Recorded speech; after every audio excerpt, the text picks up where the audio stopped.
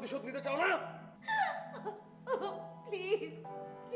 আপনি অ্যালবামটা চুরি করেছিলেন কেন সেটা কিন্তু এখনো পরিষ্কার করেননি। সেটা কি আপনার কাছে বিশ্বাসযোগ্য মনে হবে? বলুন, শুনি আগে। এখানে জামিল নামে কোনো লোক এসে তোমার দোকানে চা খায়? কালো শার্ট পরো না, তা তো কইতে পারি না। আপনারা কথা ছিল জ্ঞান ফেরার সাথে সাথে আমাকে কল করবেন। মাত্রই তো ফিরেছি। ওকে, আমি আসছি। আরেকটা কথা। কি? থ্যাঙ্কস আমাকে বোঝার জন্য। রায়হান সাহেব, সরি, মানে আমাদের কাজটা এখনই শুরু করা দরকার।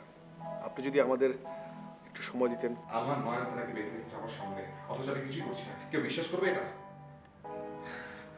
আমি সারা জীবন বলে এসেছি, এই হচ্ছে সারা ভালোবাসা। কেউ যদি কাউকে ভালোবাসে তাহলে সে মরবে। তুই আমাকে ভালোবাসিস কিন্তু আমি তোকে বেসেছি, কখনো প্রমাণ দিতে পারিনি। আর সময় এসছে প্রমাণ দেবার। সব স্বপ্ন শেষ আমার। হোটেল, টাকা, বড় মানুষ, নয়ন তারা। একবার কি হাসবি না? এই দেখাটা নিয়ে আমি মরতে চাই। এবার তোর প্রমাণ দেবার পালা।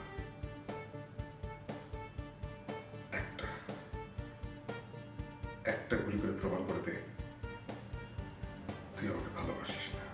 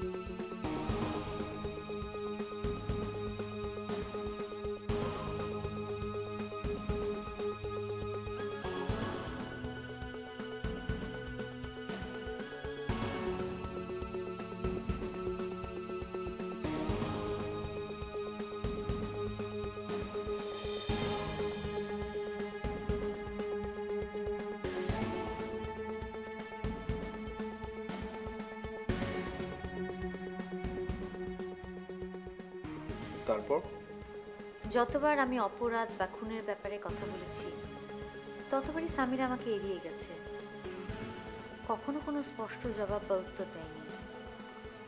আপনার কি কখনো মনে হয়েছে সামিরই এই খুনটা করেছে? না, শেষ পর্যন্ত আমার তা মনে হয়নি। তাহলে এই হেয়ালি করার মানেটা কি? দেশে নাম ডাক সম্মান সব মিলিয়ে সামিরের যে অবস্থানটা ছিল, বিদেশে যে তখন সব শেষ, তাই হয়তো এক ধরনের হতাশা ওর মধ্যে কাজ করেছিল। আমি আসলে এই সাবজেক্টটাই আসার চেষ্টা করছি। সামির যদি সব ছেড়ে ছুড়ে দিয়ে হতাশাগ্রস্ত হয়ে থাকে, তাহলে এই যে কাগজ যার জন্য জামিল বারবার আপনাকে ফোর্স করছে, সেটা তৈরি করলো কখন? আমি সত্যি তা বলতে পারবো না। আর কাগজ যদি সে তৈরি করেই থাকে, সেটাই বা আপনার কাছে এলো কি করে? সেটাও আমি জানি না। কিন্তু ওরা নিশ্চিত না হয়ে এত বড় রিস্ক নেবে না। বিশ্বাস করুন, আমি আমার সাথে করে সামিরের কোনো ব্যাগ বা কাগজপত্র কিছুই তো আনিনি।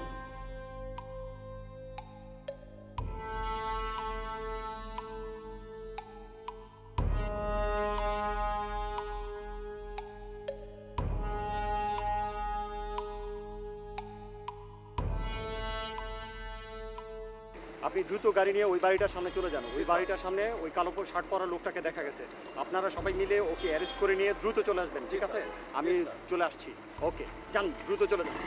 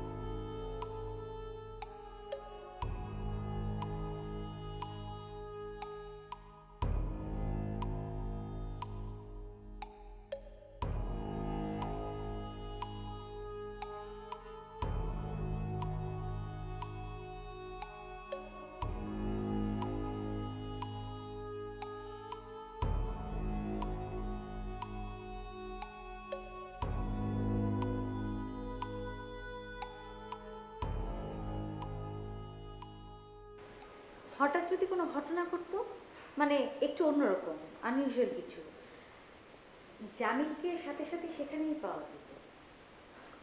জামিল সম্ভবত ওদের ভাড়াটে খুন। আপনাকে খালি বাসায় একা রেখে আমি আসলে খুব ভুল করেছি। এমন হতো তাহলে? না মানে আপনার তেমন কিছুই হতো না। কিরকম? না মানে আমার নতুন একটা মার্ডার কেস নিয়ে ছুটতে হতো।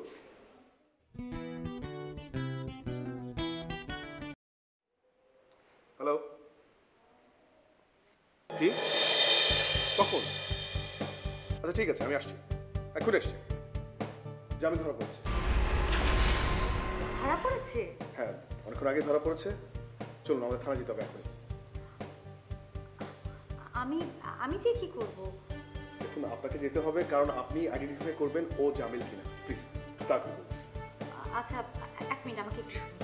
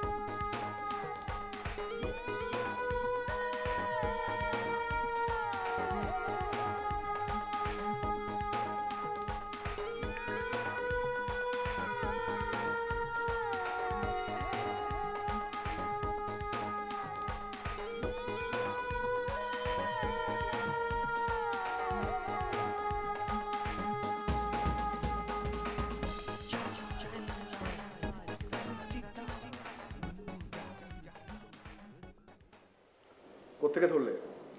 আরিচাঘাট থেকে স্যার।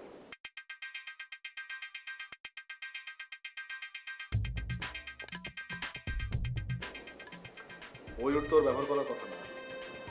ওর কাছে ভিসা পাসপোর্ট সবই আছে। আমরা ওই রোডটা সিল করেছিলাম, বুঝতে পেরেছিল এটাও, এই জন্য চেঞ্জ করেছে। ওর সাথে কিছু পেয়েছো? না স্যার, ধরার সময় ফেলে দিয়েছে পানিতে। আচ্ছা ঠিক আছে, ওয়েটিং রুমে এক ভদ্রমহিলা বসে আছেন, তাকে নিয়ে এসো।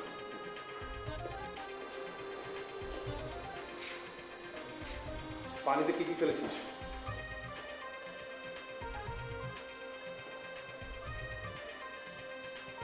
বল। আসুন আসুন। দেখুন তো এই লোকটা কি সে লোক কিনা।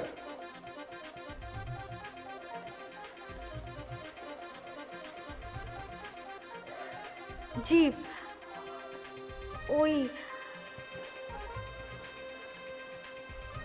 ঠিক আছে, আপনি ওয়েটিং রুমে।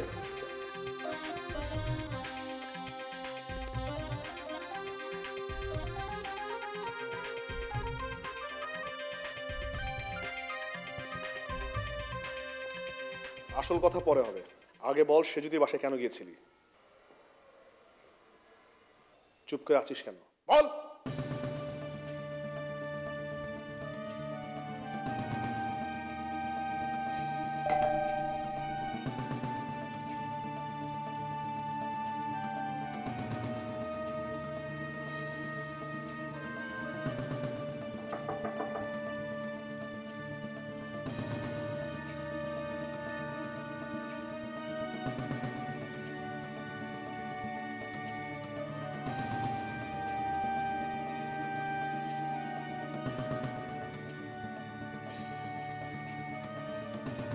হ্যাঁ ভাই সাহেব বলুন।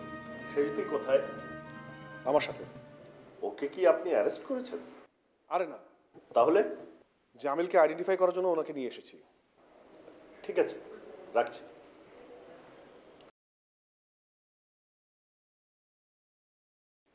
কি ভালোই ভালোই বলবি নাকি খাতির যত্ন করতে হবে? বলছি, বল। আমাদের কিছু কাগজ ছিল, সেগুলো আনতে গিয়েছিলাম। সেটা তো বুঝতেই পেরেছি, কি কাগজ ছিল? আগের হিসাব, নামের তালিকা, পরবর্তী কিছু প্ল্যান, উপরের নির্দেশ, এগুলো আনতে গিয়েছিলাম। তোর উপরের হিসাব পরে নেব, এখন বল কাগজগুলো কোথায়? সেগুলো পাইনি। নাকি পেয়ে সেগুলো পার করে দিয়েছিস? না, আর কাগজ পেলে তো আপনারা আমাকে ধরতে পারতেন। তাই নাকি? কিরকম? কাগজ না পেয়েও পেয়েছি বলেছিলাম, কিন্তু উপর থেকে বুঝে ফেলেছে যে আমি কাগজ পাইনি, তাই আমার উপর থেকে শেলটা সরিয়ে নিয়েছে। ওয়েল, তুই যদি আমাকে সহযোগিতা করিস তাহলে আমি তোকে শেল্টার দেব। রাকিব, এর একটু ভালো মন্দ খাওয়ার ব্যবস্থা করো।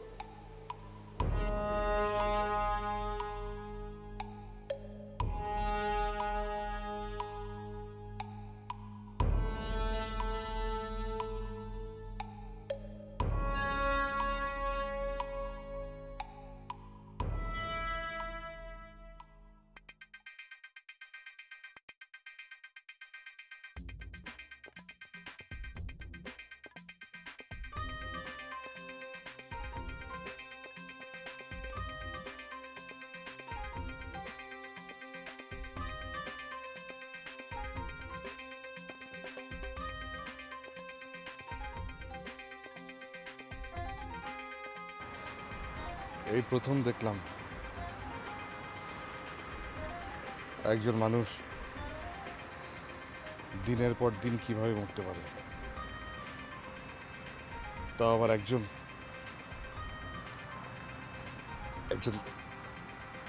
সামান্য আতাউরের জন্য।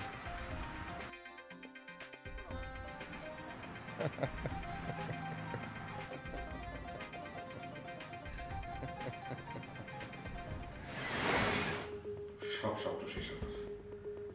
হোটেল, টাকা, বড় মানুষ, নয়নতারা।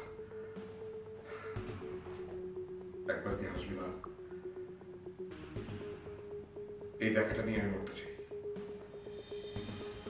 এবার তোর প্রমাণ দেওয়ার পালা।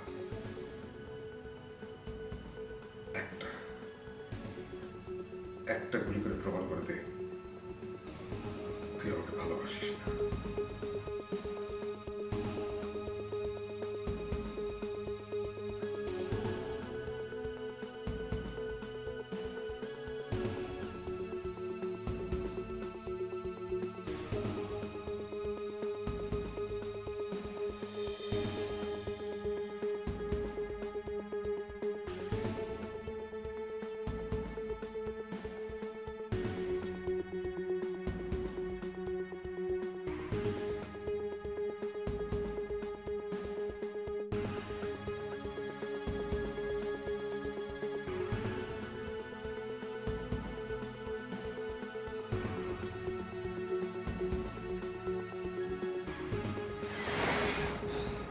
আজ আমি প্রথম জানতে পারলাম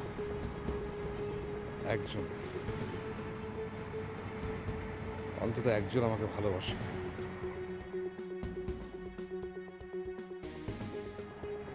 ভালোবেসে কেউ কারোর জন্য মরতে পারে?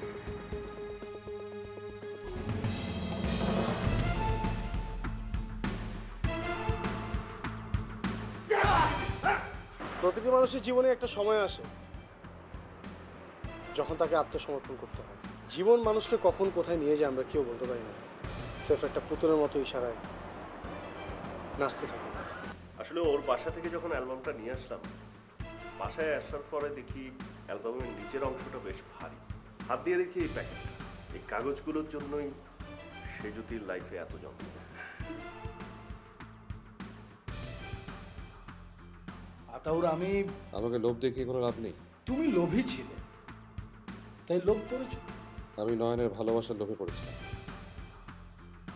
আপনি সেটা হতে দেন, বরং নয়নতারার সাথে আপনি ভালোবাসার অভিনয় করেছেন আমাকে দিয়ে।